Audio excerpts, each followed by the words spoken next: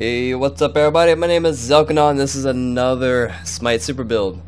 So today is Friday, the day before so-called Ragnarok that's supposed to be take place the 22nd Saturday for us Americans. So that's gonna be interesting. Maybe we can have a all Fenrir Ragnarok match of the day special in Smite. That'd be really awesome. But I am feeling a lot better. Thanks for those who supported me. But besides the fact, this is Agni, the brand new Agni. Haven't really covered him too much since his new remodel, except my patch review episode dealio. So this is a build for Agni, obviously. And my last Agni build was probably I think it was my very first super builds episode. You can check that out. It's probably one of my most viewed video. That build was very crazy. It was mainly for just a crazy amount of HP at the time and fairly decent amount of power. The build itself, it wasn't really realistic. I can say that because I originally wanted this series to be, you know, really exotic builds, just have crazy stats, but I quickly turned into making real builds. Since, you know, that was much easier to do and that was more wanted. So, further ado, here's Agni. So, as you can see, well, actually, first, let's just go into the items itself. So, actives, they really vary on who you're fighting against. You may need beads, you may need combat blink. For Agni, I don't know, Agni, since with this 3. While you're in your movement with your 3, your dash, right, you're CC immune, so therefore you don't really need purification beads. You may need combat blink, especially if you're in conquest middle lane. I see a lot of Agnis get combat blink. Therefore, when your 3 is down, you have one other source of escaping a team fight. So combat blink is recommended. Also, if you're playing middle lane conquest, I somewhat recommend teleport. That way you can get back to your lane quicker, and you know, keep pushing the lane and get more XP and such. Besides that, I don't really recommend nothing else. Like I said before, it kind of depends who you're fighting. You may want sprint if you're more, if you need, you know, to get in and out quicker without using your 3, or if your 3 is on cooldown. So actives, up to you. Consumables, obviously magical might and elixir if you can afford those. But items. So we start off with shoes and magi. Why I picked this over focus, the cooldown reduction boots, is mainly because Agni's ultimate, you get it every 20 seconds. So you don't really need much more cooldown reduction unless if you're a much more aggressive fighter. If you're much of a more aggressive style, then I'll probably get shoes of focus. Maybe that'd be fine for you. But with this build, I do end up getting breastplate of valor, which I'll get more into the specifics of that later on. So I get shoes of magi for penetration, and also get void stone. But if I'm up against more physical people, I go ahead and pick up breastplate of valor as my second item. That way I have more defense early on, and also offers, you know, more mana and that great 25% CDR. But if you fight more magical, get void stone. If you're fighting a balance, I personally still get focus void stone, just because I really like the item itself with the protection, power, and penetration. So altogether we have 40 penetration already out of 50. So your attacks are going to do a lot more damage. It's going to be a lot more closer to true damage. And if you're fighting a mage that doesn't have magical defense like void stone, you're pretty much going to penetrate through all their magical defense, and you're going to be able to counter any mage much easier that way. So obviously breastplate of valor next. Mana, it's mainly for your 3 abilities. Your ultimate costs no mana if you're unaware of that. As you see here, costs no mana. And with the 25% CDR, we get a ulti every 15 seconds. And the rest of the cooldowns aren't too bad. Your 3 still has 11 seconds. It's not too bad at all. So this works out really well. Next we have Baroncroft's Talon.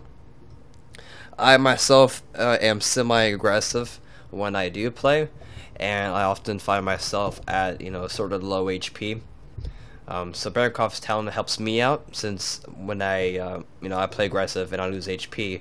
Well, the more I lose HP, the more magical power I do get, and so my follow-up abilities after I get injured do more damage, allowing for, like I said, the more aggressive gameplay.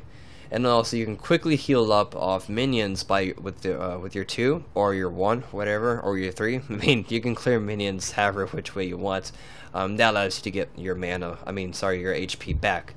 And also, this is a fairly cheap item, and also has really great magical power as well to it. Gem of Isolation. I kind of like this because reason being is your 1. It's a pretty wide range and it lasts a very long time. It doesn't do too much damage overall, but if they step in that, they're going to be slowed down. This is going to allow you to land your 2 and or your 3 and or your ulti much quicker on that oil bomb, or sorry, noxious fumes. There we go, noxious fumes. So yeah, you can land your other abilities in that noxious fumes, allowing to stun that guy or girl, whatever you're fighting, in the noxious fumes much easier. So it's less stressful. It doesn't become much of a tedious task to kind of stun them. So as long as you land your 1 and they're in there, I mean, you can trap them much quicker, since they will be slowed by 25%. And this is just with 2 seconds. So as long as they keep as long as they keep staying in the obnoxious fumes, it's going to keep that timer of the passive on there. And also great HP and mana that we kind of need to survive a little bit better. And 70 magical power, that's quite a bit. And of course, to finish off with Ratatouille. So with the recent patch, they removed Gauntlet of Thebes, which I'm glad, because that item changed the game way too much. Geb was just back at his OP state. They also made it much easier for Agni to land his 4-in-1 combo. Now, this 4-in-1 combo was much easier to land if you had instant casting, meaning as soon as you hit the 1 button, it would instantly lay your noxious fumes.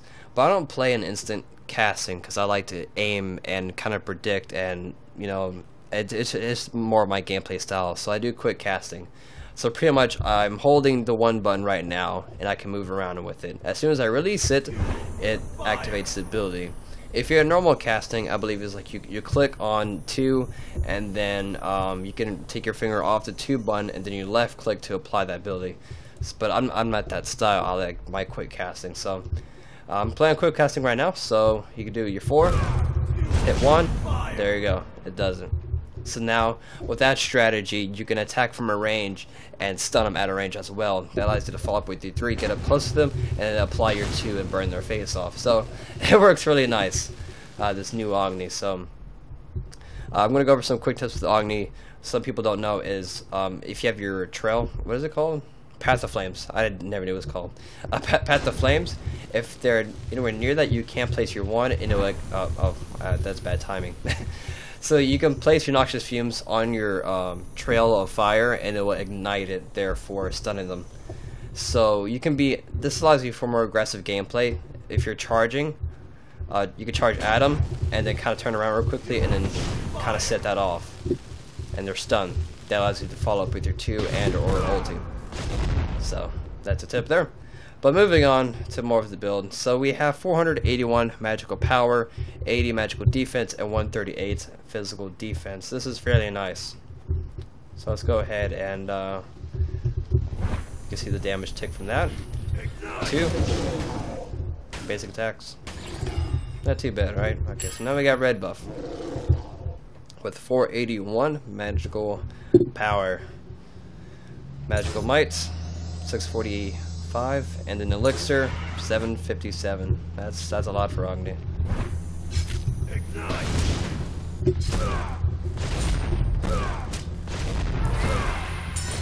Oh, there we go. And also, what some people tend to ignore about Agni is his true passive.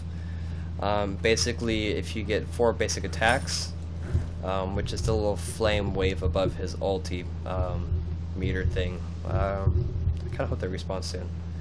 So basically, you get 4 basic attacks, and then your next ability, I think it's fire ability. Let's go look at it. So after hitting 4 basic attacks, Agni gains a buff on his next cast of flame wave or rain fire. All enemies hit by those abilities will have an additional set ablaze, taking 0.5 second damage for every 3 seconds. For 3 seconds, sorry. So a damage over time. A lot of people don't really utilize it too much, and it does quite a bit of damage in the end, really. As you can see with the Incinerator skin, my hands glow blue with the blaze trail. That looks really amazing. I love it. So we can see that damage over time with this. 81, 81, 81. So that does that's like almost another basic attack, pretty much, at least. So utilize that as Agni. Works really well.